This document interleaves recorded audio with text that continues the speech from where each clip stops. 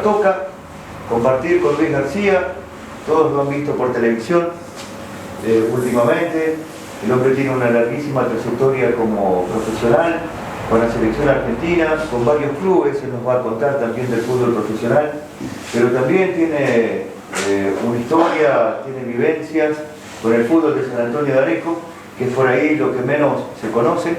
Así que, Luis, ¿cómo te va? Hola Marcelo, ¿cómo va? Buenas noches a todos. Gracias.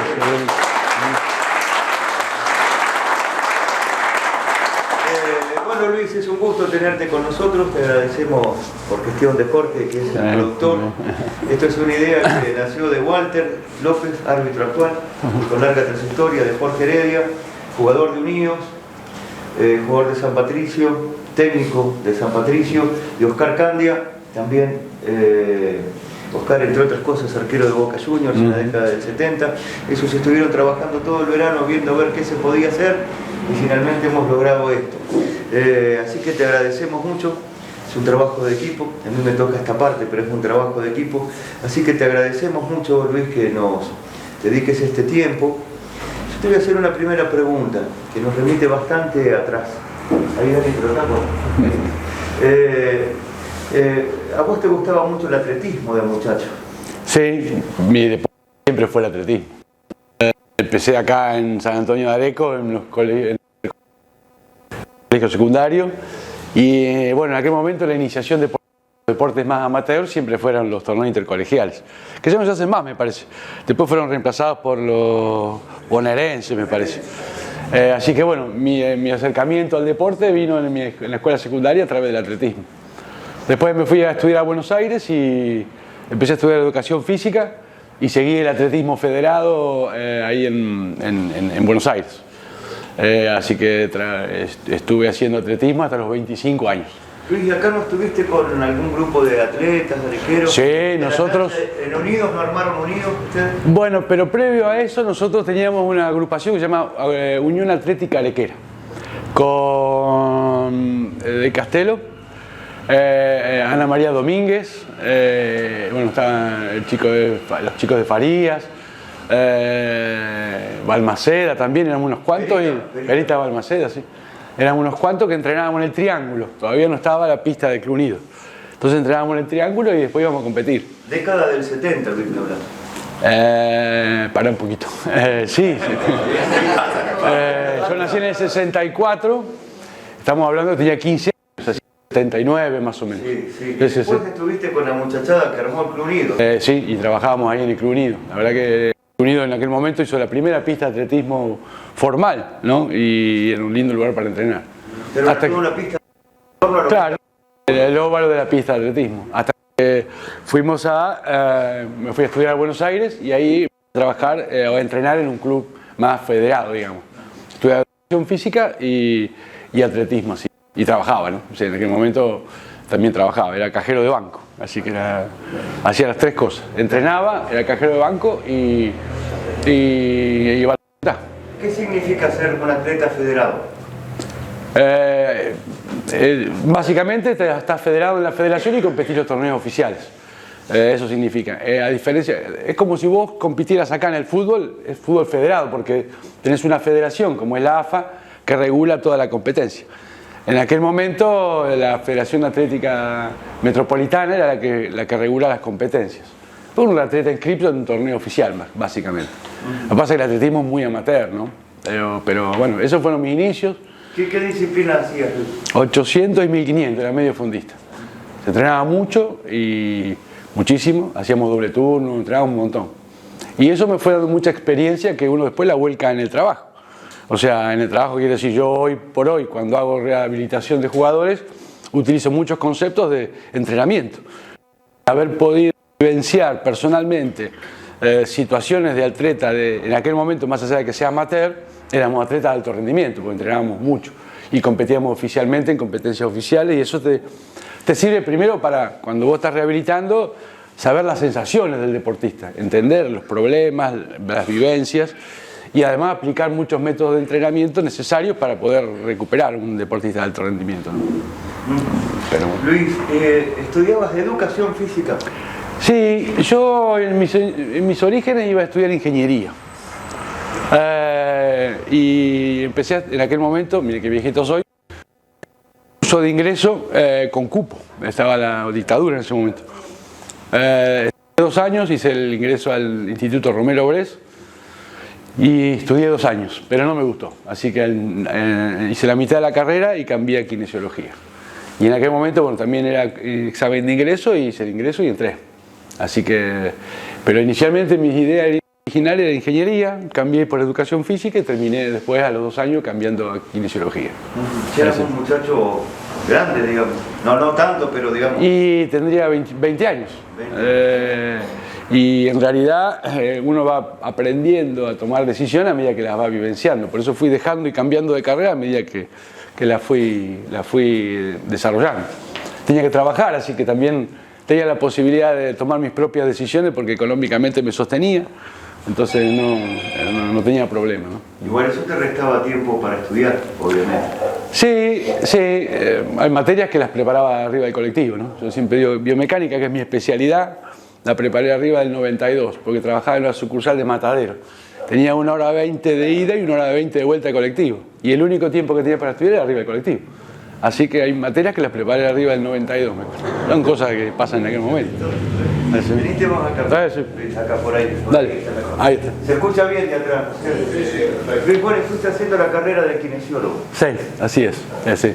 En aquel momento vivía en Buenos Aires con mi hermana que estudiaba kinesiología y entonces eso también me sirvió para poder vivenciar un poco cuál era el tema en cuanto a materias universitarias y la formación, ¿no? Y eso me permitió... Pero no ejercí enseguida, ¿no? En ese momento yo trabajaba en el banco y me habían elegido delegado sindical del banco. Me gustaba mucho la parte esa de la defensa de los derechos de los trabajadores y eso. Entonces di mi última materia en la facultad, y no hice el trámite del título. En realidad los trámites del título lo hice 2 años después. Porque en aquel momento, bueno, voy a hablar de algunas cuestiones personales, pero en aquel momento había asumido Menem, ¿no? Y había una pelea muy grande por el tema de las privatizaciones y un montón de situaciones en la Argentina que nos dedicamos a trabajar en ese sentido. Así que por 2 años seguí trabajando en el banco hasta que, bueno, un día voy y hago los trámites del título, lo retiro, fui yo solo a la facultad a buscar mi trámite y yo estaba casado y tenía un hijo. Y ahí empecé la kinesiología. ¿Cómo arrancaste, Luis? Me vine a Careco, porque yo vivía en Buenos Aires, y en el fondo de mi casa, en el barrio Mespil, puse mi primer consultorio. Era media cuadra de tierra, era bastante complicado llegar. Claro. Y después con Martín empezamos a conversar y pusimos el centro que hoy funciona, que llevan 30 años, ¿no? Que primero estaba en la calle General Paz. Claro, exactamente. Pegadito a Pardo ahí. Así es. Y después, bueno, hicimos el centro y hoy funciona y muy bien. Pardo, que era la Galver en ese momento. La Galver, todavía era Galver, sí. Todavía era la Galver. Y no era tu casa, Martín, también ahí, o sea que se fueron acomodando como se podía. Sí, era difícil porque, bueno, mi señora trabajaba, así que la que sostenía prácticamente la casa era ella. Yo no tenía sueldo y uno empezaba... Era un momento difícil, estaba casado con hijos, el inicio de la profesión siempre es difícil. Y bueno, un día empezamos a hacer grupos de estudio en Buenos Aires con compañeros de la facultad. Un poco a Buenos Aires.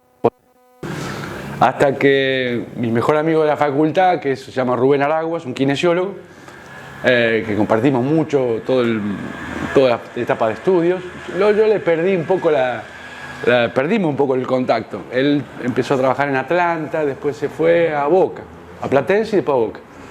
Y un día me lo encuentro en Carrefour, así de casualidad, en una góndola. Y ahí nos pusimos a conversar y volvimos a tener contacto. Una casualidad, me lo echó con una góndola en un Carrefour. Y empezamos a juntarnos de vuelta, a estudiar, a ver inquietudes y un día sale la posibilidad de trabajar a Racing. Se ofrecen a él. Y él estaba trabajando en Boca y le dice que no podía, pero tenía a alguien a quien recomendar. Y bueno, tuve esa suerte que te da el destino. Y bueno, y ahí empecé en el fútbol profesional, en el año 97. A veces eso la casualidad Y bueno, sí. Para, ¿no es cierto? Tal cual. Todo esto, porque hacía mucho que no lo veías a tu amigo. Y me lo encontré de casualidad en una góndola en Carrefour, así que imagínense la casualidad, ¿no? Y bueno, y después desarrollamos grupos de estudio, trabajamos, tuvimos un consultorio juntos durante muchos años. Y bueno, se dio eso, la posibilidad de trabajar en fútbol profesional, que no es fácil. Y a partir de ahí empecé y hasta hoy sigo en fútbol profesional. Igual hay una historia muy linda que tiene que ver con el fútbol de Areco. Sí, ni hablar. Bueno, cuando yo me vengo a estudiar a Buenos Aires, de Buenos Aires para acá, a mí lo mío siempre fue el deporte. Y bueno, la idea era empezar a adquirir experiencia y empezamos con Huracán. Aquel grupo que anduvo muy bien en el torneo de verano, con la Chancha de Ambrosio, Juan de Ambrosio, Gringo Godoy, Carlitos Biutrich, Fabián Rodríguez. Era un equipo muy lindo y yo hacía la parte de preparación física y la parte de rehabilitación también. Carlito era el técnico, Carlito Mencón. Y bueno, fue muy linda experiencia porque empezamos con fútbol amateur. Y yo siempre digo que el fútbol amateur y el fútbol profesional es lo mismo, o sea, es exactamente igual, no hay ninguna diferencia. A veces cuando yo empecé a trabajar en el fútbol profesional y lo quería comparar, y yo a veces te emocionaba más acá, porque uno ve muchas cosas de chicos que hacen un esfuerzo, que entrenan, que estudian, los que están en Buenos Aires y vienen los viernes y recién ahí se juntan, ¿no? Es todo un tema y todo amateur, o sea, nadie cobra nada, con lo cual es más difícil todavía, ¿no? La gente que está asistiendo todos los domingos se pierde de por ahí estar con la familia, por estar ahí apoyando de manera amateur el fútbol amateur. Vos hacías también preparación física. En ese momento básicamente preparación física, claro. Y bueno, y por ahí los chicos cuando se lastimaban iban a mi casa y yo los atendía. En San Antonio obviamente estuvimos con el Inglés Bredy y después con Carlito tuvimos en Rivadavia de vuelta. Así que estuve en los 3 clubes. Y después acompañé a los chicos a los bonaerenses varias veces. Y algún regional con San Patricio me parece que también los ha acompañado. Sí, en el 90 también. Sí. Martín estaba, sí, sí. ¿Y en San Antonio puede ser que le enseñaste a jugar 7,5 o no? No es que le enseñé a jugar. Eso dice que le enseñaste vos. Bueno, el fútbol tiene algo de recreación. Entonces los viernes era a entrenar, ir a comer un asado y jugar al 7,5. Y contar la historia de que cuentan toda la gente de programa varias veces, que el regenerativo que le hacía después de las prácticas o después de los partidos. Bueno, en aquel momento uno viene con una teoría muy fuerte que es del atletismo. El fútbol ha variado mucho. Hace muchos años el fútbol se entrenaba como se entrena el atletismo. Era así, estamos hablando de años atrás. Hoy el fútbol ha ido adquiriendo técnicas de entrenamiento que son propias del fútbol. Pero en aquel momento no. Inclusive cuando yo trabajé en Racing, mis primeros años, todos los sistemas de entrenamiento provenían del atletismo en aquel momento. Y siempre el atletismo terminaba el partido y era lo que se llamaba vuelta a la calma, que era terminar y trotar para bajar el ácido láctico, una serie de situaciones. Y lo hacía hacer vuelta a la calma. Y me costaba, pero me hacían caso, por suerte, ¿no? No era tan fácil, porque si vos ganás no hay ningún problema, pero cuando perdés, ¿cómo lo movés? Y sin embargo así me hacían caso, sí. Así que, y corríamos mucho, entrenábamos un montón. Y eso se notaba después porque le mejoraba sustancialmente el rendimiento de esos equipos. Y hoy la preparación física es un elemento muy importante. Hoy si vos no tenés intensidad, mi opinión, si no tenés intensidad en el campo de juego, difícilmente puedas no difícilmente, pero es mucho más difícil tener un buen resultado. Hoy la técnica es muy importante, la táctica también, pero la intensidad en cuanto a la actividad física equipara todo. Entonces, sí, tener una buena preparación es muy, muy importante. Y creo que hoy los clubes, casi todo el club de Areco, tienen preparadores físicos, eso ha mejorado mucho y eso me parece que es un buen recurso para mejorar el nivel en general, ¿no es cierto? Muy buen recurso. Sí, porque en aquella época que vos arrancaste en el fútbol de acá, las condiciones, digamos, para entrenar eran muy pocas.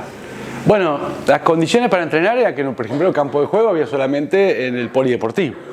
Y se repartía por clubes en cuanto a horarios y cosas. Lo primero que empezamos a hablar con la gente de Huracán, que empezó a modificar muchas cosas, lo primero que le dije, tienen que tener un campo de entrenamiento. Porque eso cambia mucho. Primero la pertenencia, la posibilidad de que tener un lugar que vos puedas ir cuando quieras. Al poli no se podía ir cuando vos quisieras, sino cuando te tocaba. Y eso te cambia mucho, ¿no? Entonces hoy creo que todos los clubes tienen su propio campo de entrenamiento. Es caro, es costoso, pero para mí, para el desarrollo, el campo de entrenamiento propio es muy, muy importante, ¿no? Además para la pertenencia misma, tenés tu propio lugar, ¿no? Pero eso muestra el desarrollo del fútbol en Areco, ¿no? Que está muy bien. está muy bien. Luis, es muy importante también la relación del grupo humano en un equipo de fútbol. Sin ninguna duda. A mí Mascherano siempre me decía, Luis, un técnico es 80% gestión de grupo, 20% la cuestión táctica. El grupo es el 80% de la resolución del problema. Nos ha pasado en la selección argentina que hemos tenido un grupo, un técnico que no ha desarrollado mucho el grupo, como Sampaoli, y así no fue en el Mundial de Rusia. En cambio, el Mundial de Brasil, el técnico se ocupaba mucho del manejo de grupo y un grupo bárbaro y llegamos a la final de la Copa del Mundo. Este técnico también tiene mucho cuidado en eso y el grupo es muy buen grupo y bueno, consigue lo que consigue porque hay un grupo humano detrás. Más allá de que sean profesionales, ¿no es cierto? No pasa solamente por ahí. Hay cuestiones afectivas que son fundamentales para el desarrollo de un resultado deportivo. Luis, en esa etapa del fútbol de Areco muchos te recuerdan, todos, y no solo te recuerdan por tu presente, digamos, y tu trayectoria en la selección, te recuerdan por otras cosas, justamente por eso, porque innovaste en la preparación física, pero te recuerdan porque ponías mucho cuidado en la relación humana, en el grupo con él. Por eso jugábamos 7 y medio. Pero que eso funciona y muy bien, es clave. La gente que funciona como grupo o no, es la diferencia. Si vos no querés a tu compañero, y difícilmente va a correr por él porque perdió una pelota. O lo mismo el técnico, la clave es el grupo humano. Porque, y ya te digo, acá en un nivel amateur o en un nivel súper profesional, donde el grupo humano no está bien, no hay resultado posible. No lamentablemente, afortunadamente es así, porque lo termina humanizando al deporte. Más allá de que del valor económico, es un deporte que, digamos, esa característica lo termina humanizando.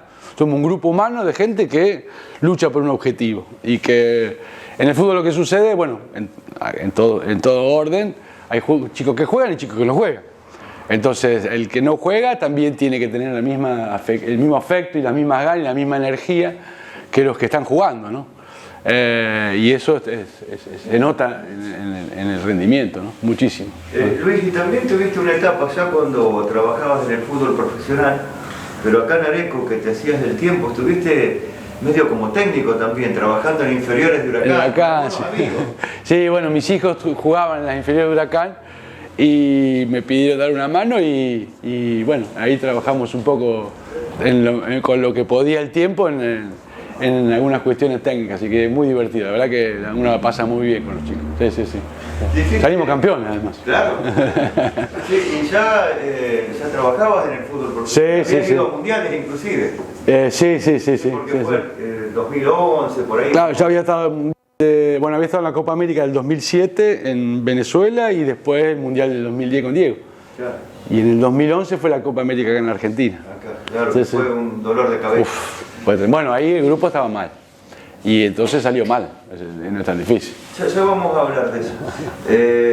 Entonces nos decías, bueno, contamos, en este club estuviste también. Sí, por eso, Rivadavia también, con Carlitos. Con buenos equipos. Sí, muy buen equipo. Salimos campeones también, me parece. Bueno, Luis, decías, año 1997, a través de reencontrarte por obra y gracia de la casualidad con un compañero amigo de la facultad que hacía tiempo que no lo veías, restablecen la relación, ya estabas acá sentado en San Antonio de Areco, tenían el centro con Martín, habías tenido esta experiencia en el fútbol de San Antonio de Areco, que te gustaba mucho, venías del atletismo, y te viene la oportunidad de trabajar en Racing. Esa fue tu primera puntada a nivel profesional. Contanos. Bueno, yo tuve la posibilidad, empecé a trabajar en Racing y la verdad que en un momento iba a abandonar porque me parecía una locura el fútbol profesional. Me acuerdo que yo me subí al micro, fuimos a pretemporada. Tuvimos un mes de pretemporada, de ahí nos fuimos a... ¿Ya con primera división, Luis? Sí, primera división. Que yo no leo mucho de fútbol, la verdad es esa, y empecé en Racing y tuve que comprarme una revista porque no conocía a los jugadores. Entonces, y Coco Basile. Pero bueno, fue una pretemporada intensa, difícil porque era un ambiente muy especial. Y subirte al micro para convivir 30 días con alguien que vos no conocés fue difícil. Me acuerdo que de ahí salimos a jugar un partido, hicimos torneo de verano en Mendoza, que en aquel momento se hacía. Y después fuimos a jugar Copa Libertadores a Ecuador. Y veníamos de la pretemporada, yo ya venía con la cabeza quemada, que no es para mí, esto no es para mí, este ambiente no es para mí. Y fuimos a Ecuador, tuvimos una semana en Ecuador, porque jugábamos contra los dos equipos de Ecuador. Emelec y el Nacional. Exactamente, jugamos en Guayaquil y después jugamos en Quito. Volvemos de Quito, aterrizamos un lunes a la mañana y el Coco dice, a la noche a concentrar. Yo digo, ¿qué? Porque teníamos que jugar en Jujuy, en aquel momento los jujeños estaban en la primera división. Entonces, no, concentrábamos ahí en la avenida 9 de julio, en un hotel, pero no me acuerdo cuál es. ¿No te quería venir para acá? Yo tenía que venir para acá, por última agarrar ropa, que eso es algo. Entonces llegamos al mediodía de Ecuador, agarro el auto, me fui a mi casa y le dije, negra, yo no vuelvo. No, aguantó un poco, qué sé yo. El Coco te concentraba aparte de una manera tremenda. Bueno, vuelvo, llego, nos viajamos a Jujuy, aterrizamos, cenamos, atendían jugadores. Bueno, la cuestión que el martes, antes del partido, los jugadores se van a dormir a siesta, terminamos de almorzar y yo salí a caminar. Y yo me vuelvo, esto es tan loco, yo quiero ver. Poquito tiempo además. Y un mes, casi 2 meses. Claro. Yo me quiero ver a mi familia, esto no es para mí. Y cuando vuelvo al hotel, me lo encuentro con el Colorado McAllister. Colorado estaba de jugador en ese momento. Claro. Y el Colorado me ve la cara y dice, ¿qué te pasa, Luis? No, que esto no es para mí, Colorado están locos, estos tipos están todo el día de fuera, no tienen familia, yo no puedo hacer, yo no quiero hacer esto. Tranquilo, Luis, me dice Colorado. Y ahí me habla y me convence como para que siga. Y que, porque no era siempre así, nosotros jugábamos Copa Libertadores y Coco nos concentraba. El sábado, el viernes a la noche, entregábamos sábado, jugábamos el domingo, nos quedábamos concentrados hasta el lunes. El lunes nos largaba, íbamos a casa, dormíamos el lunes a la noche en casa y el martes volvíamos a concentrar porque se jugaba el miércoles. Y así, de jueves, nos largaba y el viernes volvíamos a concentrar. Y él me convenció, el Colorado me convenció que siguiera trabajando. Y ahí seguí, quedamos fuera de la Libertadores en Perú. Y ahí se acomodó un poco, o sea, empezamos a concentrar menos. Fue una campaña además esa de Racing. Fue buena, sí. Hasta las semifinales. Fue un Sporting Cristal, perdimos en Perú. Que después perdió la final con Cruzeiro. Sí, pero bueno, yo no me quería ir, porque digo, estos tipos tan locos no tienen vida, o sea, no quiero eso para mí. Colorado McAllister es el padre de Alexis, claro, lo tuve los dos. Tuve los dos, al padre y al hijo de futbolista. Claro. Entonces, los tres. Ah, pero Patricio también, el tío del campeón del mundo también. No lo tuvo. Yo no lo tuve jugador. Ah, pero yo como futbolista en mi equipo los tuve a los dos, al Colorado Racing y a Alexis en ¿El Coco cómo era, Luis? Porque hiciste una relación duradera después con el Coco. Sí, con el Coco la verdad que era una persona muy... bueno, ustedes públicamente... ¿Cómo se ve? Es como se ve, sí, una persona llena de anécdotas, un tipo impresionante. Y con el Coco en aquella época viajábamos mucho, no sé por qué me llevaban a mí a recorrer Europa y a ver jugadores, ¿no? ¿Ellos? Sí, iba el Coco, el panadero, el profe, Divo y yo. Y íbamos a ver jugadores, en aquel momento los militos estaban en Zaragoza. Ah, ya en la selección nacional. En la selección nacional, sí. Y me acuerdo una anécdota que siempre la cuento, que Fernando Gago estaba en el Real Madrid. Habían salido campeones. Entonces estábamos en un hotel ahí en el Eurobuilding en Madrid. Y Lombilla, que era el representante de Fernando, nos invita a cenar. Quería hacer una reunión así media porque nos quería presentar a Mijatovic, que era el secretario técnico del Real Madrid, y lo quería presentar al Coco. Un 9 era. Sí, pero bueno, en aquel momento ya había dejado de jugar y era el secretario técnico del Real Madrid. Entonces nos sentamos a comer. Estaba el Coco así, acá, yo estaba acá frente al Coco, el panadero al lado mío, en la cabecera estaba el profe y otro más. Viene Mijatovic, ¿no? Y yo me levanto como para que se siente ahí frente al Coco y se pongan a conversar. Me dice, no, quédate sentado, no hay que regalarse, dice. Y no le dio pelota, tuvimos y no le dio ni 5 pelotas. Entonces Mijatovic se tuvo que sentar allá y yo me quedé sentado conversando, comiendo y no le dio ni bola. Un personaje, el Coco, un genio. ¿Y con los jugadores cómo era el Coco? Porque hay mucha diferencia de edad. Claro, bueno, yo creo que ahí es donde se empieza a dar una situación generacional, como hablamos del factor humano. Hay diferencias generacionales. Los chicos ya en Europa venían con algún tipo de forma de trabajo diferente, y el Coco, más allá que un genio y personalmente una gran persona, le faltaba todavía esa estructura generacional, ¿no? Por eso no fue bien en Venezuela, salimos segundo, pero perdimos con Brasil la final en Maracaibo, pero después digamos que la relación, porque terminó la eliminatoria, no iba muy bien y él terminó yéndose, porque sentía que con el grupo no tenía...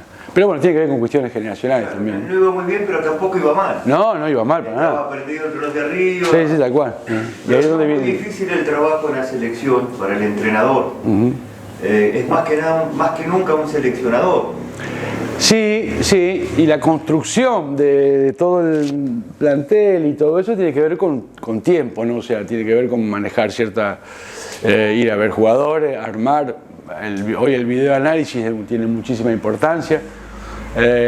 Y bueno, se va construyendo un equipo con el tiempo, ¿no? Con los partidos que se ven, que son cada...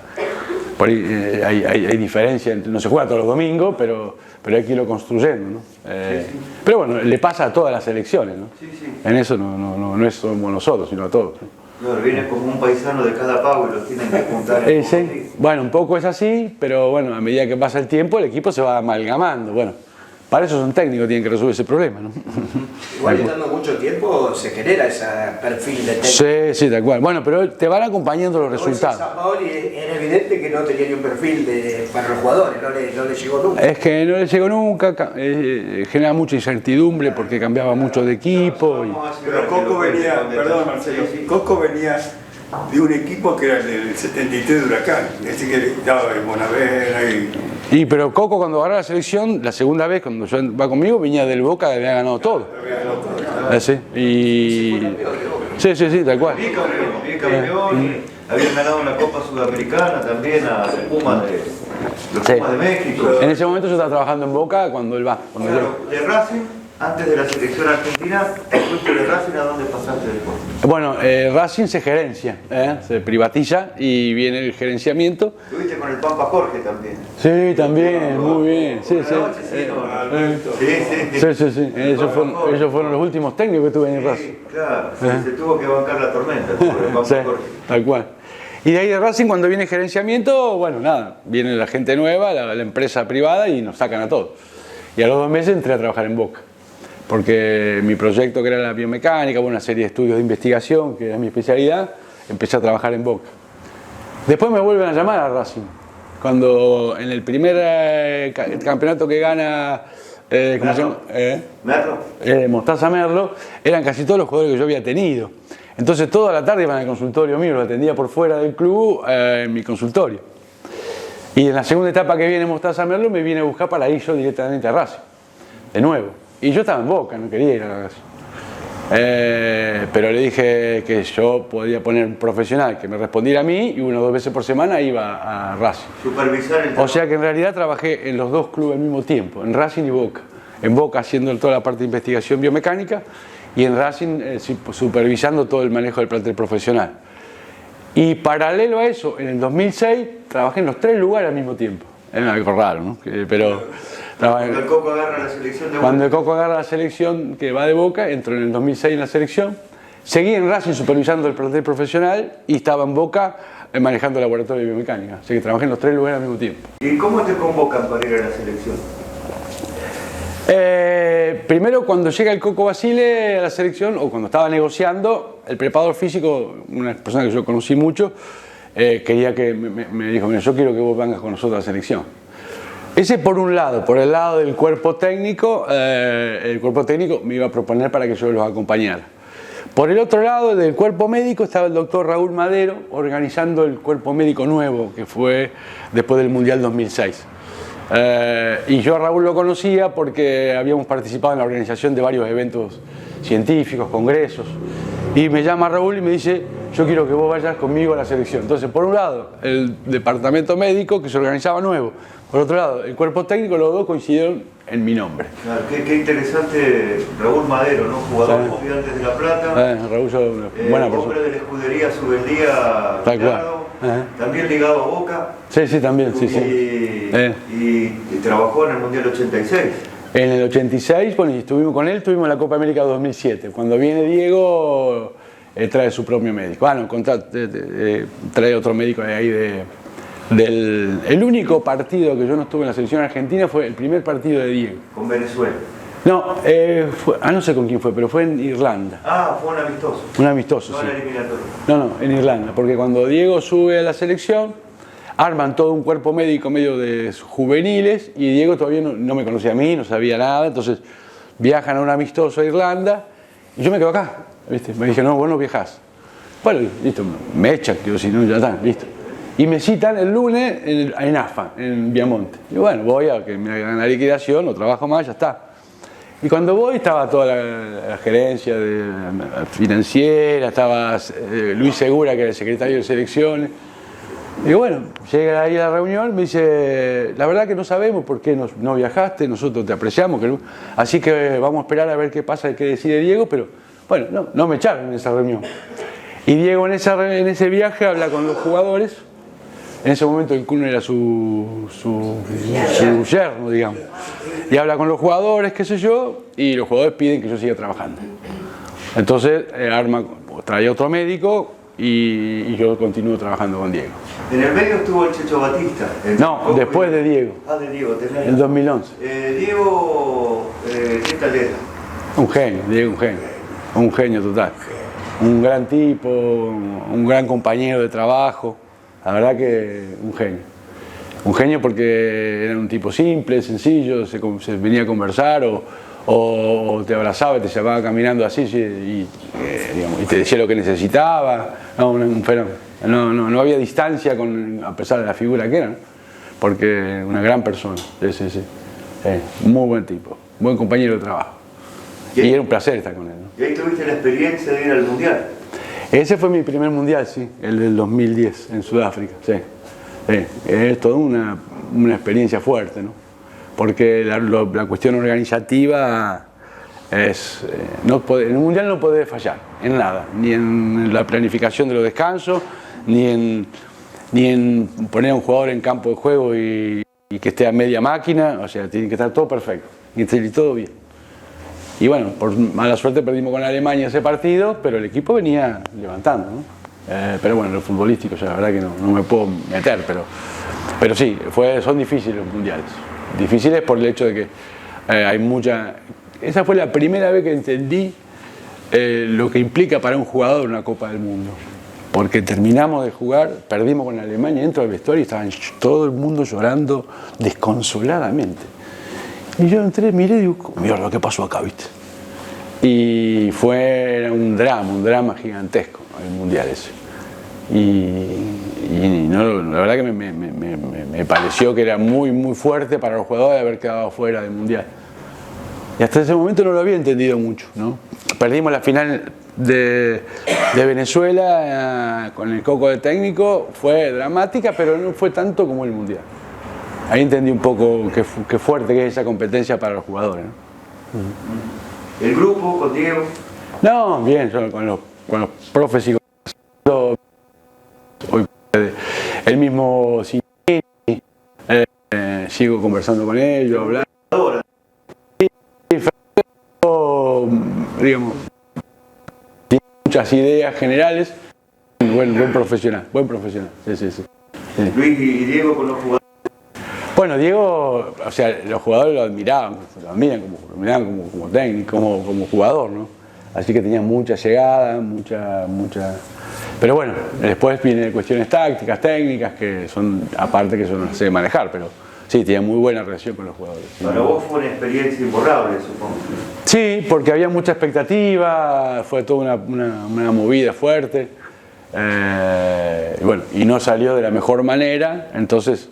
Son experiencias que a la larga son bastante dolorosas, porque ya te digo, a mí me asombró cuando entré al vestuario el drama que era eso, ¿no? A pesar de que eran súper profesionales, súper millonarios en algún caso. Y vos podés jugar todas las ligas que quieras.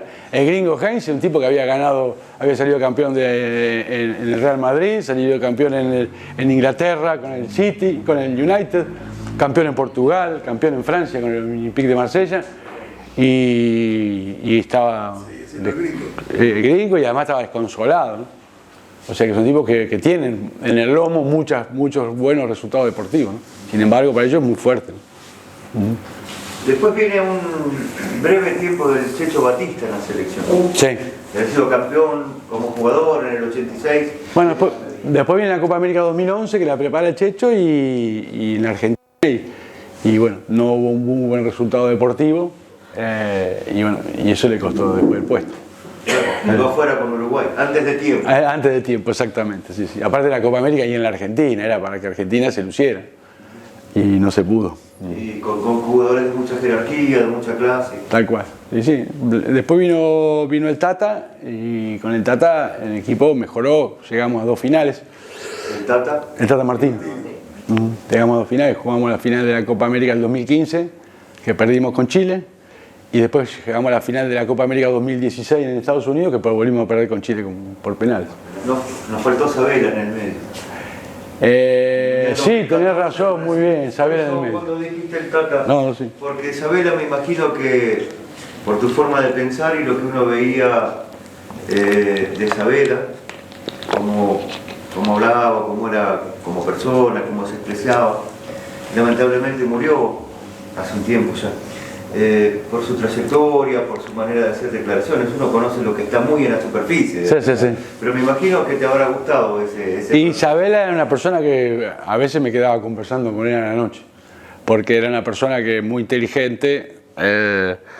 Bueno, compartíamos varias formas de pensar en lo que es lo que llamamos aprendizaje de movimiento. Él hablaba de aprendizajes de movimientos colectivos, cómo enseñar a que un equipo se automatice en cuanto a los gestos generales, y nosotros en mi profesión trabajamos sobre gestos y automatizaciones de gestos de manera individual y ellos de manera colectiva, ¿no? Entonces una persona muy estudiosa y siempre hablaba antes de salir al campo de juego a los jugadores que le pedía equilibrio emocional. El equilibrio emocional era su palabra favorita, ¿no? Antes de salir al campo de juego. Y como te digo, era una persona que se dedicó a armar un muy buen grupo de trabajo.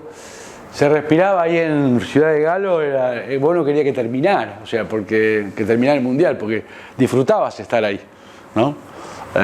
Y eso también implica el resultado deportivo, ¿no? Aparte se veía que era una persona muy respetuosa. Muy respetuosa. Tiene todavía, o sea, el preparador físico de Alejandro es el profe Pablo Blanco, que es un tipo, pero genial también como persona, y era un hermoso grupo de los 4 de él. Estaba Camino, Guñali, todos estudiantes de La Plata. Todos, sí, todos de La Plata. De La Plata. Hoy el preparador físico de Mascherano es Pablo Blanco. Como tuvo esa experiencia, hoy cuando armó su cuerpo técnico Mache, se lo llevó a Pablo Blanco en su equipo, ¿no? Una gran persona, sí.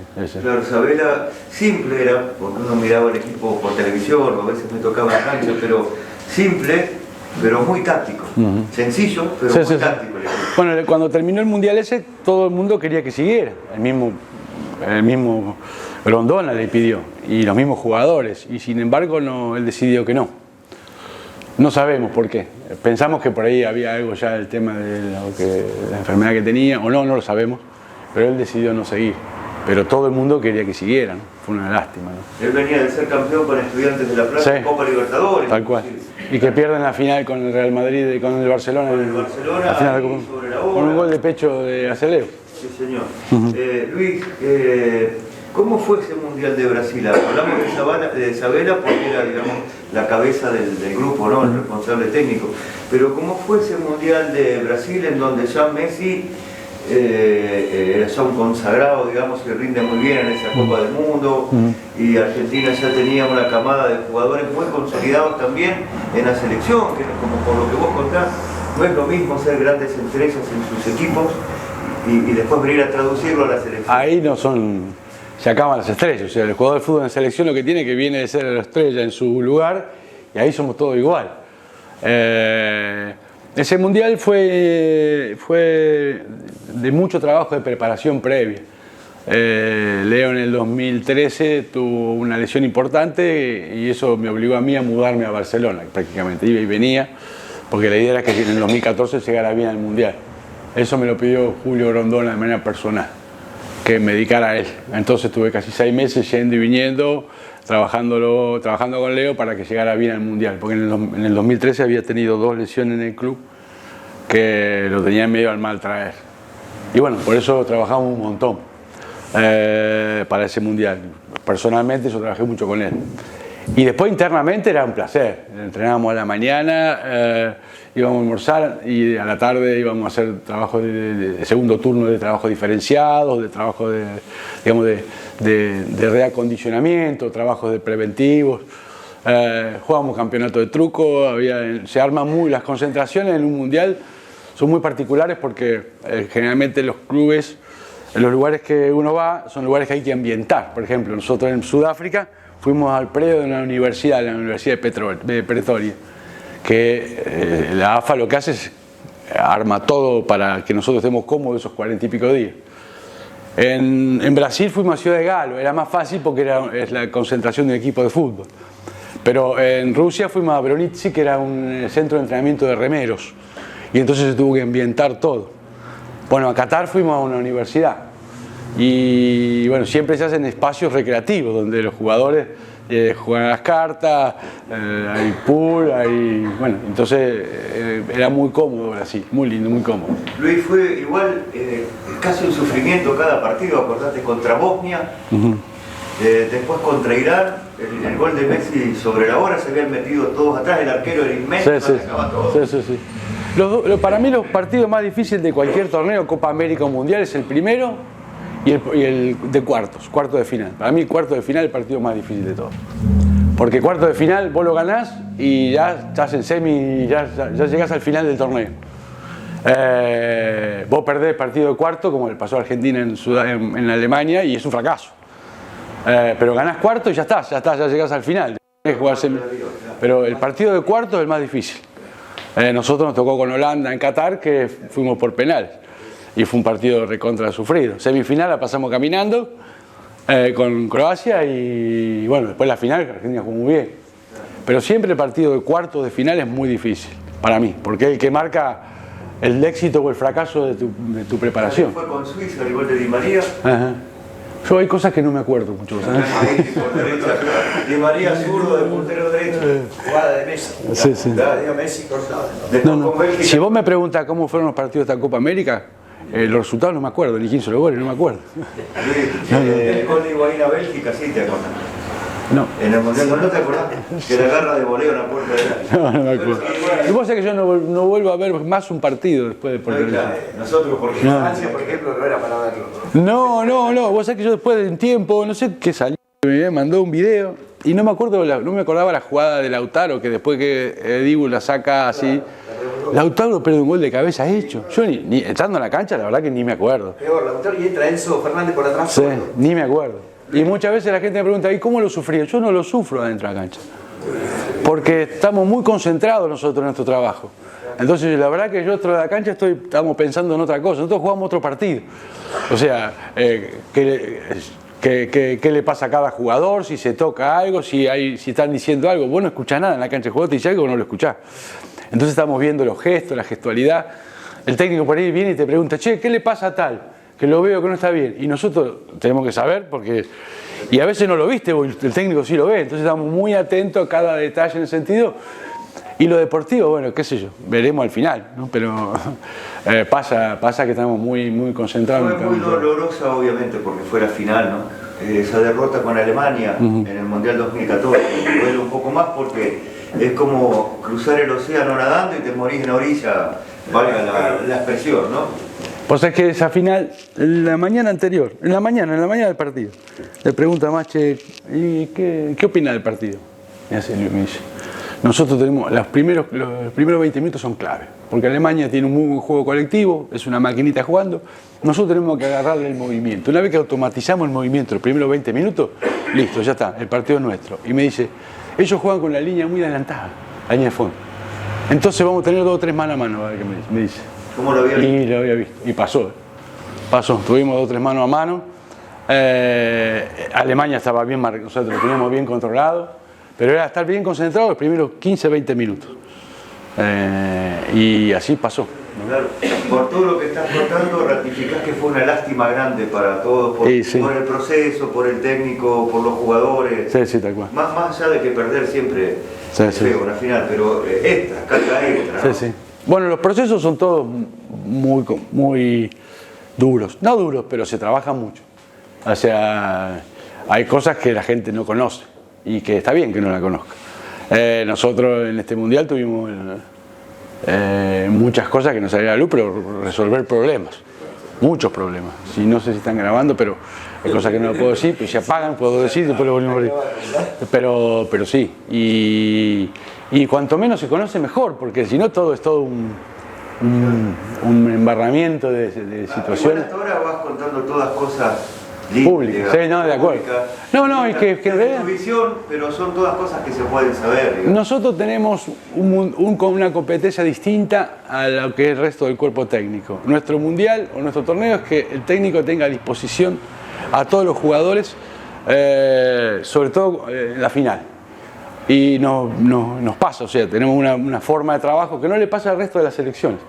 O sea, en Qatar, en la final estaban todos los jugadores sanos. Ahora en la Copa América esta también estaban todos sanos. En el Mundial de Brasil también el técnico contó con todos los jugadores a disposición. Y eso es nuestro mundial, eso es nuestro torneo, mantener sano al plantel. Para eso hay que trabajar mucho, muchísimo. Yo empecé a trabajar solo en la primera Copa América en 2007. Después el Mundial de Brasil fuimos 2 kinesiólogos. Al de Sudáfrica fuimos 2 kinesiólogos, al de Qatar fuimos 3, al de Rusia 4 y ahora en este mundial, al de Qatar, al de Brasil fuimos 3, al de Rusia fuimos 4 y ahora somos 5 kinesiólogos. Un equipo. Un equipo que yo manejo y que entonces administramos, por ejemplo, ahora nos pasó, los jugadores se atienden todos los días. Hay días que atendés a todos, a los 23 o 26 jugadores. Y eso está bien, porque no es que ahora no se atiende a la lesión, se atiende cuando aparece algo para que eso no vaya a mayores, ¿no? Entonces estamos todo el tiempo asistiendo, desde las 8 de la mañana, 9 hasta las 12 de la noche. Nombraste varias veces en este relato a Mascherano, lo nombrás con cierta estima, y no solo porque fue un extraordinario jugador, pero veo que lo nombrás con estima. Bueno, porque compartimos muchas cosas, muchas veces dolorosas, ¿no? Como derrotas, ¿no? Y son jugadores que uno va teniendo afecto, ¿no? O sea, yo tengo muchos jugadores que han pasado por mí, digamos, por mis manos, que hemos trabajado y la verdad que tengo una relación. Gabriel Milito para mí es un amigo, ¿no? Personal. Por eso a veces me preguntan de qué cuadro sos. Y yo de chico era de Boca, pero hoy, la verdad, cuando Gaby estaba en Argentinos Juniors y jugaba contra Boca, yo quería que gane Gaby, en Argentinos Juniors. O sea, sí, De Micheli, por ejemplo, el chico yo lo quiero mucho, buena gente, muy buena persona. Jugaba Boca River, quería que le gane River por De Micheli, ¿no? Entonces uno va perdiendo un poco esa lógica del club o de pertenecer a un equipo y va queriendo que a tus amigos les vaya bien. Entonces, en un momento teníamos, por ejemplo, Mascherano, el gringo Heinze, Fernando Gago, bueno, el mismo Carlitos Tevez, gente que yo aprecio mucho, ¿no? Bueno, me he olvidado de alguno, pero entonces vos querés que le vaya bien, ¿no? Luis, y también te salías de la vaina, inclusive te saltaste esta parte tan linda del proceso de Isabela, porque me dijiste vino el Tata. El Tata Martino, se ve que te gustó mucho también. También, buena gente, muy sencilla, muy humilde, inteligente. Y que bueno, que hacen bien las cosas de todos los aspectos, más allá de lo técnico-táctico, son buena gente para llevar al plantel adelante, ¿no? Llegamos a 2 finales de Copa América. Sí, que no es poca cosa. No, que va a ser poca cosa. Yo estuve en 5 finales de Copa América. Participé en 7 con esta y de las 7, en 5 tuvimos un final. Tengo 5 finales de Copa América y 2 finales de Copa del Mundo. O sea, 7 finales. Así que más o menos ya lo tengo más o menos manejada. En el sentido que hay que hacer, qué se siente, cómo lo manejás, qué tenés que hacer, ¿no? Y eso, experiencia está buena. ¿El Tata qué tal era? Más allá de buena gente, el equipo tenía una idea, jugaba. Sí, como yo te digo, de fútbol no, táctica no entiendo nada, no voy a hablar, no sé. Pero sí como... Pero te dabas cuenta. No, bueno, algunas cosas... Lo que pasa es que te voy a explicar una cosa. Ahí ¿Cómo podés contar lo lindo? no se puede hablar de fútbol. Imagínate que yo me voy a poner a hablar de fútbol con los propios jugadores y con y con el cuerpo técnico, ¿no? O sea, es como si ellos hablaran de kinesiología no hablan. No, pero eso es más difícil, porque de fútbol habla todo el mundo. Ah, bueno, sí, ni hablar. Es mucho más difícil. Tal cual. Sí. Yo los escuchaba Sí, tal todo el cual. tiempo. Normalmente no. Veía dentro de la cancha quién resolvía un partido sobre la marcha. Y vos ya mismo te das cuenta un poco cuando estás ahí, dices, ¿por qué no hace tal cambio? ¿Por qué no hace tal cambio? ¿Viste, Jorge? Empezó- Y nosotros, sí. No, pero no se lo decimos a nadie, lo hablamos nosotros. Sí. Porque ya más o menos vos sabés cómo viene la situación. Por eso te das cuenta que el Tata le faltó ganar esas finales, pero que el equipo jugaba.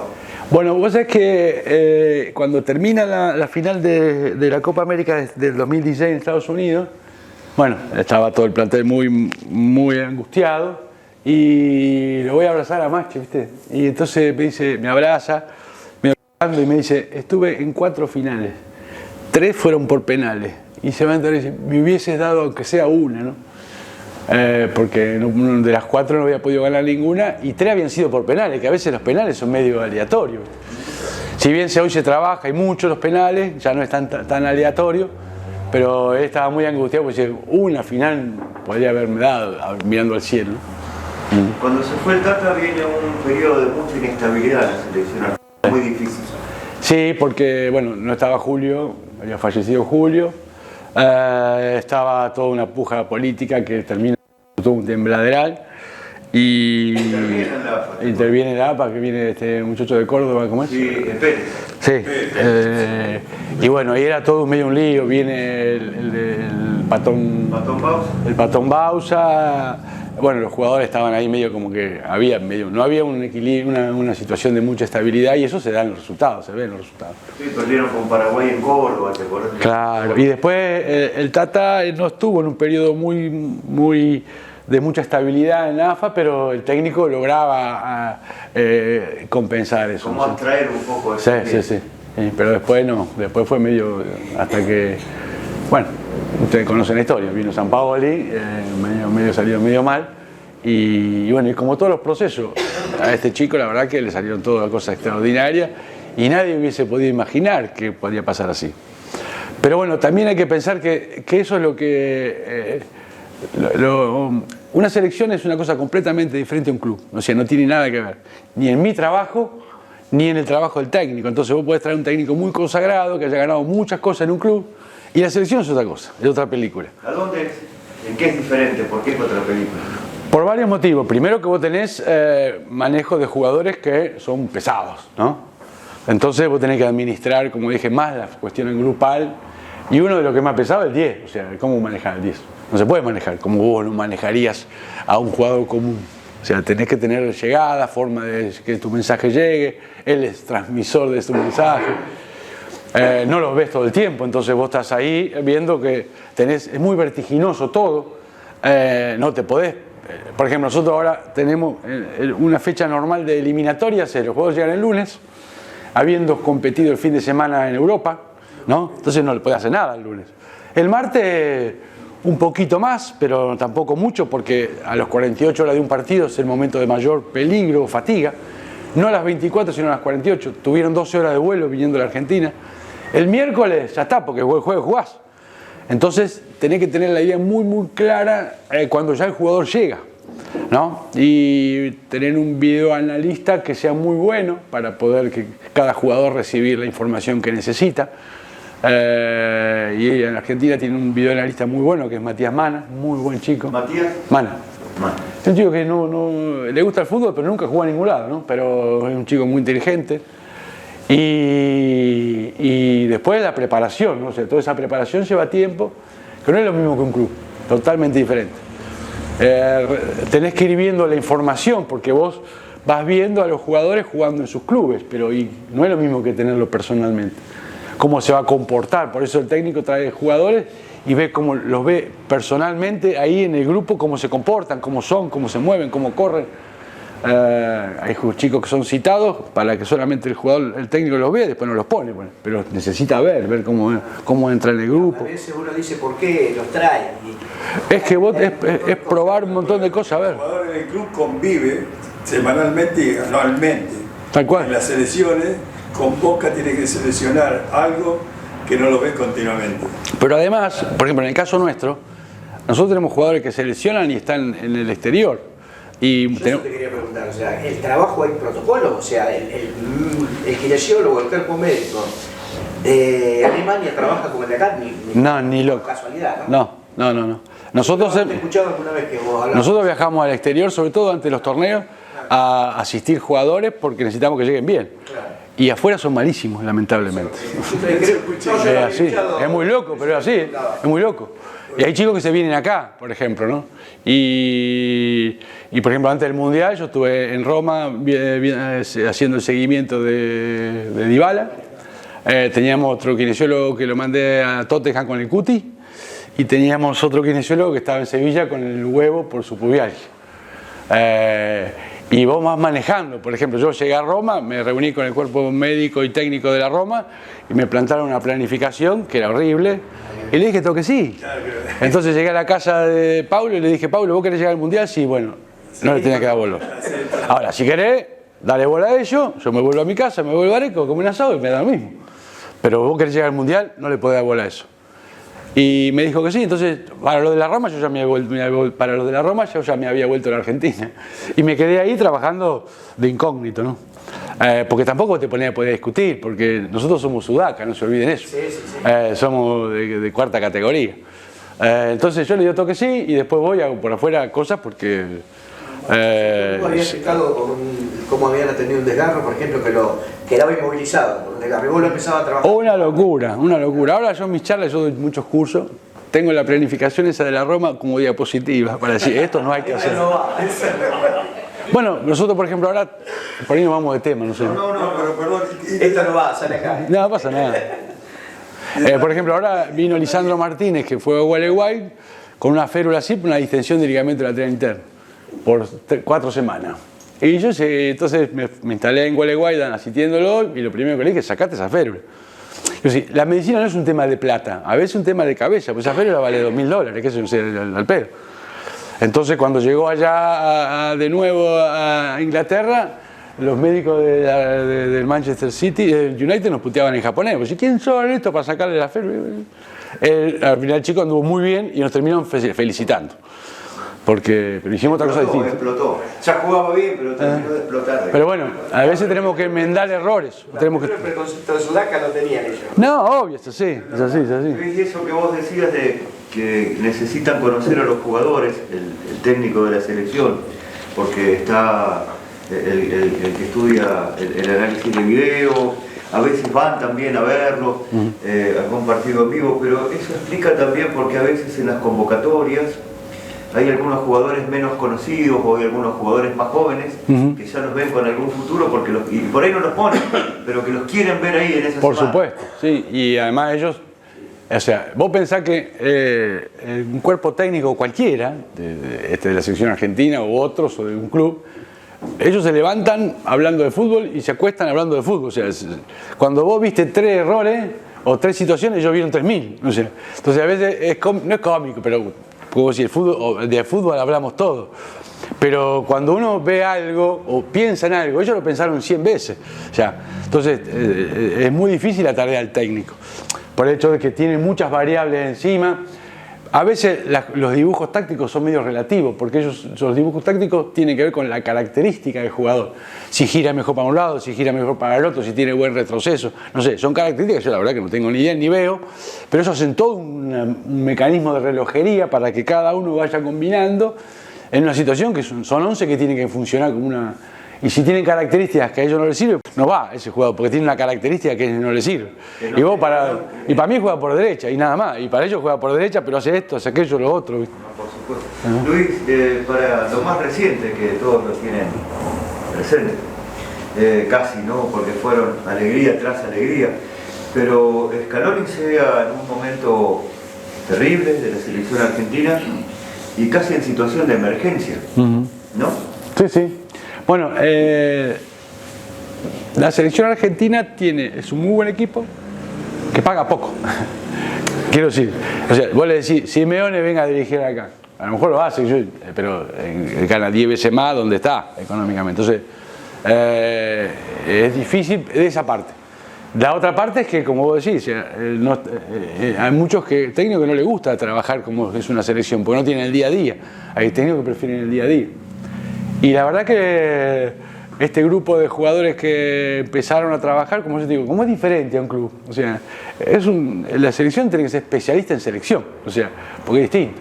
Entonces nadie te puede decir que esto iba a andar mal, porque no sabés, porque han tenido técnicos recontraconsagrados en clubes que les fue mal. Entonces, la experiencia en clubes no te garantiza una buena experiencia en selección. Y es gente muy inteligente. Yo los tuve a casi todos de jugador, menos a Scaloni los tuve a todos de jugador. A Aymar lo tuve de jugador, a Samuel lo tuve de jugador, a Ayala lo tuve de jugador. Y bueno, la cosa se fue dando. En el fútbol también es un poco de contagio. Ustedes lo saben, un equipo que gana un partido, gana 2, gana 3, es más probable que el cuarto lo pueda ganar porque se va dando toda una energía interna, ¿no? Y eso es lo que también pasa hoy en la selección, ¿no? Vos entras a la cancha y sabés que no te van a hacer un gol, porque es muy difícil hacer un gol a la selección argentina. Y entonces vos entrás medio tranquilo a la cancha, ¿no? Antes era más difícil. Bueno, esa selección que va a la primera Copa América de Brasil de 2019, que llega hasta la semi, el debut, digamos, bautismo de fuego de Scaloni en ese campeonato, ahí se veía que el equipo, que los jugadores, que el grupo se le había encendido algo. Y ese partido con Chile, que como si fuera el fútbol de la Pite, terminan casi a las trompadas, digamos, el orgullo herido del jugador, ¿no? Sí, son cosas que se van dando medio sin pensarla demasiado. No, si vos me preguntás cuándo empezó a mejorar todo, la verdad que no sabría qué decirte. Pero sí, se va quedando como una especie de energía interna difícil de explicar, que hace que las cosas vayan mejorando, ¿no?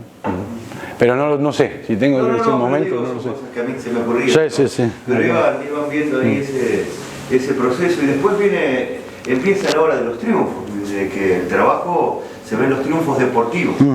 Ahí la otra Copa América en Brasil, que primero se iba a jugar acá en Argentina. Sí, tal cual. O sea, cambia toda la planificación también, supongo. Y fue una Copa América en pandemia, íbamos con barbijo y en burbuja. Tuvimos 55 días concentrados sin salir, no podía salir ni entrar nadie. Fue difícil, viajábamos en avión. La tripulación del avión tenía que estar en cuarentena como nosotros, entonces era todo así, era una cosa tremenda. Llegábamos de Argentina, nos hisopaban en el aeropuerto, después llegamos al predio, nos volvían a hisopar. Y fue una cosa bastante dura, ¿no? Pero bueno. Un partido, Luis, ¿te acordás que se rompió el protocolo con Brasil? Cuando entró una persona de afuera, claro. Sí. Eso fue por una eliminatoria. Eso fue eliminatoria, sí. Pero venía en pandemia. Pero por ejemplo, nosotros cuando seguíamos en la eliminatoria fuimos a jugar contra Chile, a Atacama, al desierto de Atacama. Chile necesitaba ganar y los chilenos son la verdad que de terror, ¿no? Entonces aterrizamos en Atacama y bajamos del avión y de ahí íbamos a hisoparnos. Los mismos chilenos te hisopaban. Y teníamos contratado en privado en el hotel un laboratorio que nos hisopaba. Porque había habido polémicas con las otras selecciones que los chilenos habían dicho, tiene COVID, y era dudoso. Entonces fuimos al hotel, teníamos también un servicio nuestro privado con un escribano, por si los tipos llegaban a sacarnos a hisoparnos. Bueno, esas son eliminatorias, ¿no? Después lo que hicieron en ese momento fue, estábamos todos pasando dentro del aeropuerto por las estaciones del COVID para el hisopado, te metían el hisopo que te arrancaba la nariz y nos hicieron bajar todas las valijas de todos los jugadores y todo, las pusieron en una calle, en el aeropuerto así, y le hacían pasar con los perros por arriba, como si fuéramos a ver droga, ¿viste? Todo para jodernos la vida. Me hicieron ir a buscar a mí los baúles del departamento médico, me hicieron abrir todo, desparramar todo, porque buscaba ir con los perros arriba. Algo que no nos pasó jamás en ningún lugar. ¿En ningún otro país? En ningún lugar del mundo nos pasó eso. Y bueno, querían joder. Bueno, ahí sí le ganamos, terminamos ganándole. Aparte esa rivalidad que ya se había dado en la etapa reciente Chile-Argentina, ¿no? Sí, exactamente, sí. No sé por qué. O sea, yo cuando nosotros perdimos la final en Chile, en Santiago, los chilenos en lugar de festejar y decir vive a Chile, gritaban Messi maricón. Le digo, pará un poco, gritá por tu país, ¿viste? Era como una especie de saña contra nosotros, ¿viste? Si además jugaba bien al fútbol, con eso le alcanzaba, digamos. Tal cual, bueno, está así. Pero bueno. Luis, y la primera gran alegría de este ciclo de Scaloni, en Brasil, el gol de Di María, ya sé, no estaba esperando por otro lado. El gol de Di María, pero sí. jugaba Neymar en su propia tierra. Sí.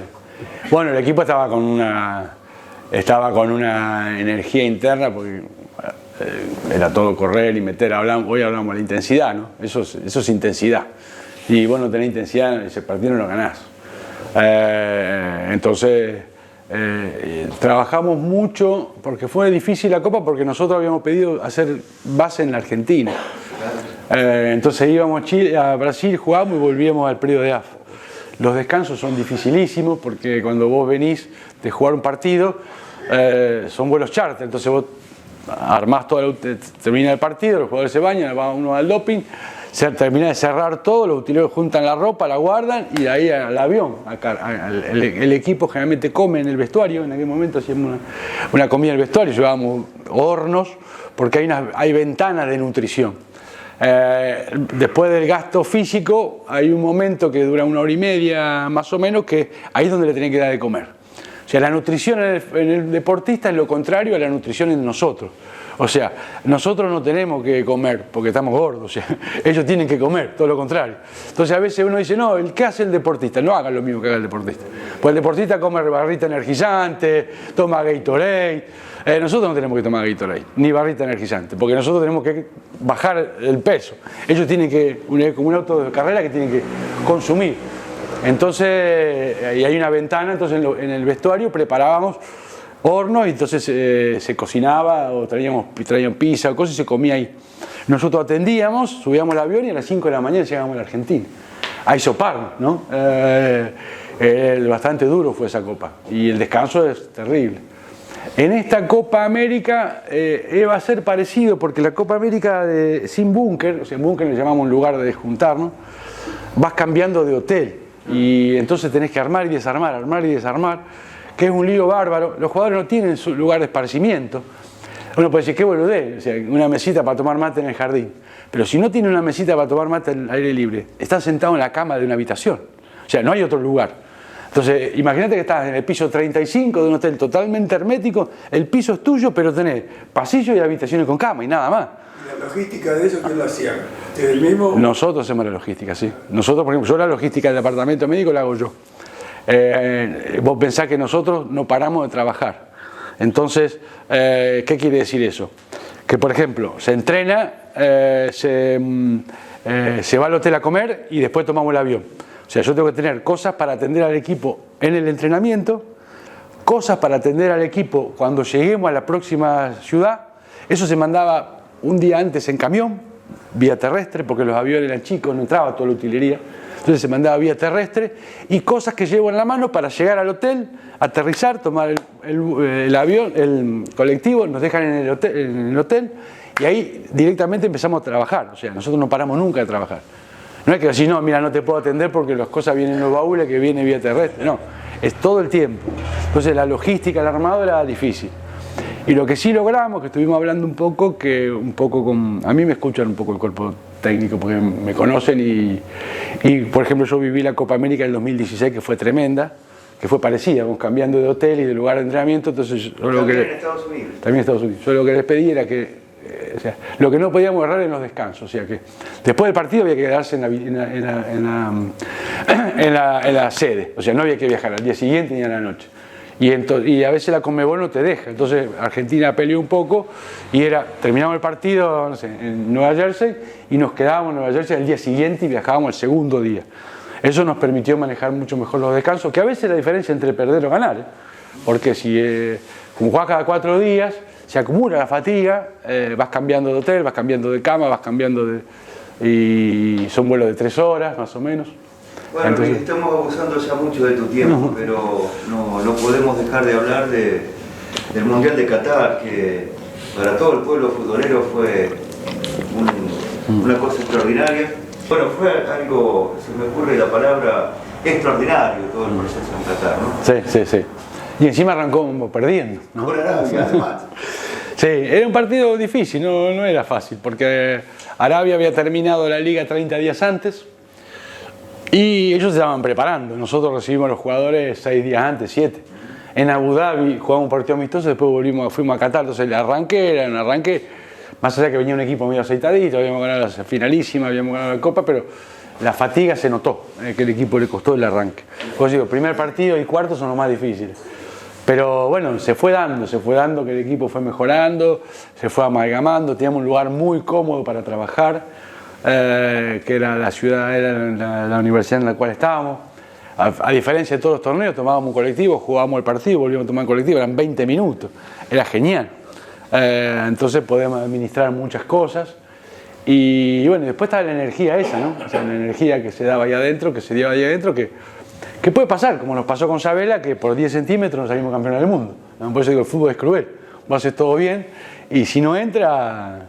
Y encima Messi, digamos, lo pateó 10 centímetros afuera, además. Bueno, acá por 10 centímetros la pelota del francés le pegó en el pie a Dibu, ¿no? 10 centímetros para allá era gol y por ahí no. Pero bueno, el fútbol es así, por eso es loco y cruel a veces, ¿no? Hablaste de la energía. Sí. La energía, ¿cmo es eso? No tengo ni idea. No, digo, pero ¿cómo lo contás, cómo lo transmitís? No, buena onda. Nosotros tenemos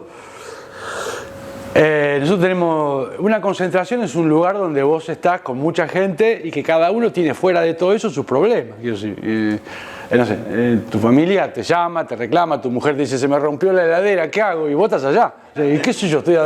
Y te pasa todo el tiempo. O hay problemas diferentes en la familia. Entonces, lo que nosotros tratamos de hacer por lo menos en el grupo mío, ayudarnos con buen día, un buen saludo. Por ejemplo, ahora una característica que empezaron los jugadores, ahora llegan al comedor. Una de las cosas que cambió Scaloni es que antes en los lugares de comida, que es un lugar de encuentro entre todos, antes nos sentábamos en mesas de 8. Estaba la mesa del cuerpo técnico, la mesa del cuerpo médico y había mesas de cada 8 jugadores. Scaloni hizo una mesa completa, o sea, una sola mesa para todo el plantel. Entonces están todos alrededor de una mesa grande comiendo todos juntos, ¿no? Y ahora llegan y se saludan con una palmada mano a mano, al mediodía y a la noche. Y vos ves que el último que llega va compañero por compañero dándole la mano. Eso es genial, ¿no? Eso es genial. Y son cosas que se dan espontáneamente. Un día empezó uno y otro día ahí, y a partir de ahí se fueron contagiando todos. Entonces hoy llegan a comer al mediodía o a la noche o a la cena y todos se dan la mano así con fuerza, ¿no? Y eso está buenísimo. Con los holandeses fue terrible, porque juegan bien.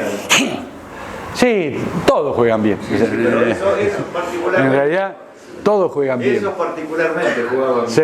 bien. Y bueno, nos pasó que adicionaron un montón de tiempo. Y bueno, y algo de suerte tienen que tener. Tenemos a Dibu, ¿viste?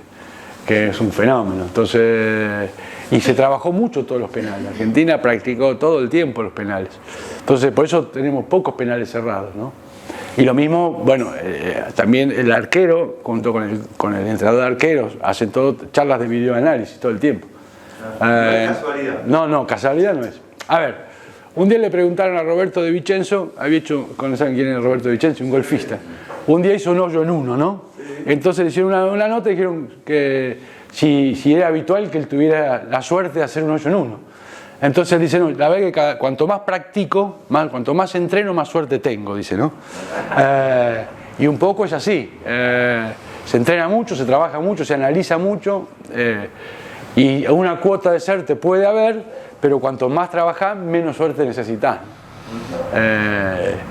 Ya te digo, por ejemplo, nosotros, cosas que por ahí la gente no la ve, pero a mí me gusta resaltar de mi trabajo.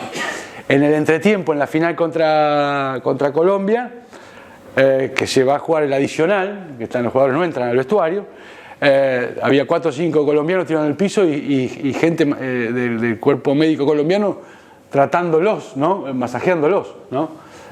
Los nuestros ninguno, no estaban enteros. Yo tenía los colegas que trabajan conmigo preparados atrás del banco suplente para entrar y asistir.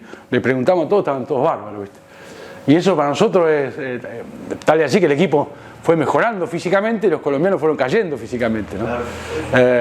Pero bueno, ese es el trabajo que también te permite, para llegar a eso se trabaja mucho, muchísimo, muchas horas. te duelen las manos, estás cansado, no tenés sábado o domingo, es lo mismo cualquier día.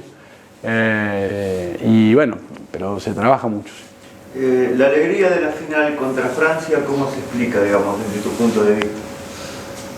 ¿Qué sé yo? ¿Qué, a nivel país? Vos. ¡Ah! Es difícil. ¿Alguien puede explicar la alegría? No, es difícil. No se puede explicar o traducir en palabras. Cuando uno participa en esos tipos de grupos que se tiene un objetivo y no se cumple, y no se cumple, no se cumple, es como decir, no podés creer que se haya cumplido. O sea, a veces hay cierto grado de incredulidad. Cumplimos, salimos campeones del mundo, ¿no? Y no lo podés creer. Después pasando el tiempo, las horas, los días, la semana, y es como que te vas relajando un poco, ¿no? Pero bueno, no sé cómo explicarlo. De esa forma. Sí. De eso a eso me se refería, cumple una etapa linda. Estaba ahí o por 10 centímetros o por algo y por alguna otra razón. Sí. Cuántas finales que no se daban y finalmente se consigue con eso. ¿Cuánto hace que estás trabajando con Daniel? Con Daniel Martínez, él empezó en la selección argentina. Daniel Martínez es el médico que trabaja conmigo. En el 2011 vino él con el Checho Batista. Sí. ¿Alguien quiere hacer alguna pregunta? Es difícil. Aproveche porque después no viene más. Nah. Siempre le preguntamos en el último pasar alguna foto para que Mili pueda hacer una. en el último tramo de la charla, siempre preguntamos a los que vienen a compartir un rato con nosotros qué es lo que le queda, pero no cabe en este asunto porque por lo general los que vienen a conversar ya han terminado su carrera. Y si bien vos tenés mucha historia, mucho recorrido, mucho pasado lindo, tenés un gran presente y tenés mucho hilo en el carretel todavía, ¿no? Pero esta vinculación con el deporte, primero desde el atletismo más modesto en San Antonio de Areco hasta federarte, tu participación con los clubes de San Antonio de Areco, que también tenés un afecto lindo y todo lo profesional, inclusive a donde más alto puede llegar alguien que está vinculado al fútbol, a ser campeón del mundo. Digamos, alguna reflexión, como algún mensaje, como algún pensamiento que a vos te pueda andar dando vueltas sobre la cabeza. Mira, lo primero que hay que decir es que uno tiene que seguir su corazón, digamos, ¿no? O sea, ¿en qué sentido? No digo que, pero nosotros trabajamos intuitivamente en muchos aspectos. Pasarte que es un profesionalismo, trabajamos afectivamente, ¿no? O sea, el vínculo afectivo con el profesional, con la persona que vos estás trabajando es fundamental. Después el desarrollo profesional se va dando medio aleatoriamente. ¿Por qué empecé a trabajar en Racing? Porque me lo encontré a mi socio, a mi amigo Rubén Aragua, de compañía de facultad, en el Carrefour, en una góndola, ¿no? Y así, digamos, podemos nombrar muchas cosas que se van dando. Lo primero, pero si hay algo fundamental es que vos tenés que hacer lo que te emociona, lo que te gusta, lo que amás, lo tenés que hacer con pasión. No tenés que fijarte si ganás plata o no ganás. La mayoría de las cosas, bueno, cuando trabajamos en Areco trabajamos todo gratis y ustedes trabajan todo el tiempo gratis. ¿Y eso qué diferencia? Ninguna, o sea, lo tenés que hacer de la misma manera. Yo en Racing me debían 6 meses de sueldo. ¿Y que iba a trabajar menos porque me deben plata? No, yo trabajaba en la misma intensidad. Entonces, lo primero que tiene que tener un trabajo o unas profesiones es las ganas de hacerla. Ya sea en la selección argentina o en el Club Rivadavia o en Huracán o donde sea. Y disfrutarlo, porque si no lo disfrutás, difícilmente puedas dar todo de vos. Y el fútbol es un deporte, no deja de ser un deporte, algo que es un juego, y ese deporte que es un juego tiene esa característica, ¿no? O sea, hay que jugar, ¿no? Y jugar implica eso, divertirse, pasarla bien, tener buena relación. Entonces, no me queda tanto como vos decís. Yo tengo 60 y a los 65 me quiero jubilar, ya está, no quiero viajar más a ningún lado.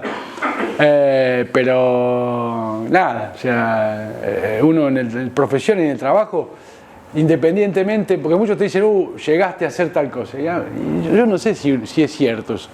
qué sé yo, o sea, podría haber seguido trabajando con los clubes de acá de Areco y hubiese hecho exactamente lo mismo, ¿no? No sé si hay una cosa más importante que otra. Salimos campeones del mundo, mi vida cambió, no es exactamente la misma, o sea, tengo mis mismos gustos, mis mismos amigos, todo igual. No te cambia demasiado. Tampoco te cambia dónde ejerzas lo que vos querés hacer, ¿no? Lo podés hacer acá o en Buenos Aires o en la selección o donde sea, ¿no? Lo importante es que lo hagamos con ganas, ¿no? La conclusión es esa. Y como te digo, más allá de que sea más profesional o menos profesional, es un juego. Y ese juego hay que disfrutarlo como tal. Acá, en la cancha Fite o en cualquier estadio del mundo. Porque es el mismo, es lo mismo, exactamente igual. No hay diferencia. Muchas gracias. Marcelo, Una pregunta. una pregunta que yo quisiera hacerle. ¿Qué se siente el poder echarle mano a esas piernas del número 1 mundial? Porque yo recuerdo hace cosas del verano, vino mi nieto de Córdoba y sacó una foto con vos acá en Avanti y me dice, papi, dice, Abu, dice, le di la mano a que le toca la pierna a Messi. Una cosa de un chico de 15 años. Sí. Mira, bueno, lo primero que hay que decir es que uno no se tenía que poner nervioso, porque es lo mismo, Messi o cualquiera debe ser la misma persona. Nosotros cuando trabajamos le sacamos el nombre y apellido a las cosas, porque si no, no podríamos disfrutarlo, estaríamos nerviosos a ver qué decisión tomamos, qué hacemos, qué no hacemos. A mí me ha tocado con Leo resolver cosas en el entretiempo, en 15 minutos, ¿no? Y lo tenés que hacer. Entonces, olvídate quién es, qué sé yo. Y olvídate que hay 50 millones de personas mirando la televisión y que si vos te equivocás te van a putear en japonés, ¿no? No, ni hablar que es el número 1, pero yo como profesional lo que tengo que hacer es tratar al 1, al 100 o al 1000 de la misma manera. O sea, porque es lo mismo, es exactamente igual. Y eso también a vos como profesión te quita presión. Porque con esa presión vos no podés trabajar. O sea, tenés que estar tranquilo, relajado, saber lo que haces y hacerlo en tiempo récord. O sea, a veces cosas que intervenimos para que un jugador pueda seguir jugando en 15 minutos, ¿no? Entonces, la verdad, no me cambia demasiado. Sí hay urgencias dentro de un campo de juego, dentro de un partido que se tienen que resolver de manera muy rápida y te pones un poquito nervioso en el sentido de que cuando vuelve a jugar no sabe cómo va a estar y si se rompe me matan, ¿no? Entonces hay decisiones. Nosotros tuvimos un jugador en el Mundial que se lastimó 2 días antes de jugar contra Holanda, tuvo un desgarro muscular salió públicamente, fue Rodrigo de Paul. Entonces, bueno, lo tratamos, lo rehabilitamos y tuvimos que tomar la decisión de decirle al técnico, puede jugar contra Holanda. Y si se llegaba a jugar y a los 20 minutos se llegaba a lastimar, vienen y dicen, ¿qué hiciste, Luis? ¿No? Entonces, esas son las cosas más difíciles que tiene nuestro trabajo, tomar decisiones para que la cosa, vaya bien. Y si nos equivocamos en la decisión, nos putean en japonés todos los argentinos. Y si encima se te desgarra el 10, cagaste, ¿no? Eso es lo bravo. Pero mientras estoy trabajando no pienso que el 10 ni el otro así. Pienso que tengo que trabajar para que el jugador mejore, ¿no? Muchos no lo saben, ninguno lo sabe, solamente yo. No, yo les voy a contar y no es Luis García como era cuando yo lo conocí en la inundación en el 80, sigue siendo la misma persona que antes. Le voy a contar, cuando los inundamos la última vez, Luis García me llamaba donde estaba, a ver cómo estaba, qué necesitaba. Y un día me llama Luis García, pues yo lo llamaba a las 10 y él me contestaba a las 3 de la mañana. Me dice, Jorge, ¿qué necesitas para tu casa? Ese es Luis García. Nadie lo sabe. No, y otra cosa que quiero decir yo que ando con todos los chicos, Luis y Dani han atendido en silencio muchos jugadores amateurs de acá de San Antonio de Areco con el mismo profesionalismo, porque yo he acompañado a muchos y dedicándole el mismo tiempo y yo no lo podía creer. Digo, este hombre, por él o por el doctor Martínez, el Dani que le dicen, de la misma forma atienden a nuestros chicos de Areco que atienden a los mejores del mundo. Y siempre te lo voy a decir, y siempre te voy a estar agradecida. Y son el mismo tipo que conocí en la secundaria. Luis, ¿te acordás cuando eras delegada, Luis? Delegado. Crónica. Escuchamos así. Un día era vista la comisión de... Fuimos a Crónica con Luis. Dice, vamos, que yo soy delegado, tenemos una reunión en el banco. Fuimos 4 o 5. En ese tiempo estaba con nosotros el vecino Julio Solís, que le gustaba el alpine. Y fuimos, nos acompañamos a Crónica, el agua la había tapado. Y fuimos a Crónica. Y nos dice Luis, pero ustedes quieren esperar más, ¿qué quieren pasar conmigo? Porque tengo una reunión con los compañeros. En el banco. Bueno, vamos a pasar, pasamos un pasillito así, por ahí lo asomamos así, Luis arriba en los mostradores, hablando cosas. Y dice Julio, se da vuelta para atrás. Uy, dice, acá vamos todos presos. Bueno, agradecerte en lo personal, junto a vos y a Martín Ernesto Maggio que están allá, que me enseñaron a entrenar. En el año 96 di el TD Cooper 3200 metros cuando daba. No daba nada, me acuerdo que tenemos el papelito con mi hijo acá, guardado, la palabra Farlet, no sabíamos entrenar, nos enseñaste a los altos a entrenar.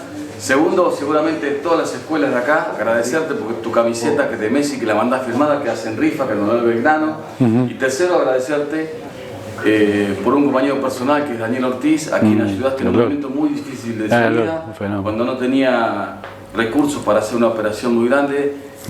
Vos tuviste una gestión muy importante con tu socio y la verdad que a nosotros los árbitros nos ponemos muy contentos porque ayudaste a una gran persona, que es un gran compañero.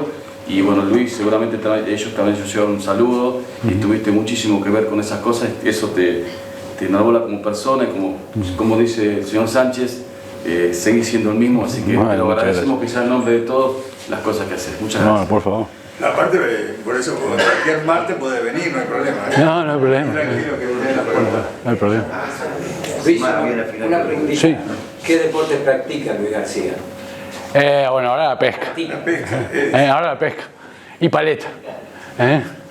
Ahora empecé a jugar a la paleta y con un amigo y pescar, que es un deporte también. Pero antes, bueno, con... Pesca en el sur, la verdad. Ahora pescamos en el sur, sí. Y cuando me retire voy a estar pescando todo el tiempo. Esa es la más linda foto, sí. ¿Qué fotos son? Esa es la más linda foto, sí. Con mis hijos en Qatar. Ellos estuvieron en Qatar y la verdad que se disfruta. En la final de Brasil fueron todos, pero bueno, no lo pudimos hacer. Y esta fue en la cancha en Qatar, cuando estuvimos. Muy linda foto, sí. La verdad que disfrutarlo con la familia es un plus muy fuerte, muy grande, ¿no? Antes de los aplausos para Luis, con Jorge, Oscar y Walter, le queremos agradecer al montón de gente que colabora para que se puedan hacer estos encuentros. Ellos trabajan mucho todo el tiempo haciendo la producción, buscando el lugar, buscando a los entrevistados, buscando a la gente que nos da una mano, haciendo una logística. O sea, son mucha gente que colabora para que podamos hacer estas reuniones y entre otras cosas para que esté Luis también acá. Así que Luis, muchísimas gracias. Muchas gracias Marcelo, gracias a todos.